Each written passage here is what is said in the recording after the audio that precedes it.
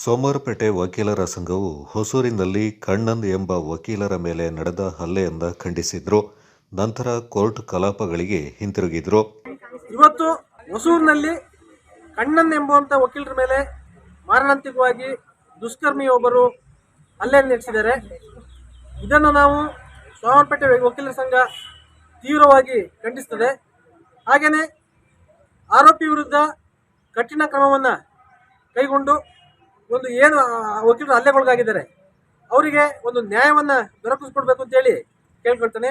ಹಾಗೆಯೇ ಏನು ವಕೀಲರ ಸಂರಕ್ಷಣಾ ಕಾಯ್ದೆಯಲ್ಲಿ ಇರ್ತಕ್ಕಂಥ ಪ್ರಾವಿಷನ್ಗಳು ವಕೀಲರ ಮೇಲೆ ಹಲ್ಲೆ ಆದರೆ ನಾನ್ ಬೆಲೆಬಲ್ ಇಲ್ಲ. ಆ್ಯಕ್ಚುಲಿ ಹಾಗೆ ಏನು ಗೌರ್ಮೆಂಟ್ ಎಂಪ್ಲಾಯ್ಸ್ಗೆ ಹಲ್ಲೆ ಆದರೆ ಏನು ನಾನ್ ಬೆಲೆಬಲ್ ಸೆಕ್ಷನ್ ಇದೆ, ಆ ವಕೀಲರ ಮೇಲೆ ಹಲ್ಲೆ ಆದರೂ ಕೂಡ ನಾನ್ ಬೆಲ್ ಸೆಕ್ಷನ್ ಅಮೆಂಡ್ಮೆಂಟ್ ಮಾಡಬೇಕು ಅಂತೇಳಿ ಈ ಮೂಲಕ ಕೇಳ್ಕೊಳ್ತಾ ನಾವು ಇವತ್ತು ತೀವ್ರವಾಗಿ ಈ ಒಂದು ಘಟನೆಯನ್ನು ಖಂಡನೆ ಮಾಡ್ತಾ ಇದ್ದೀವಿ.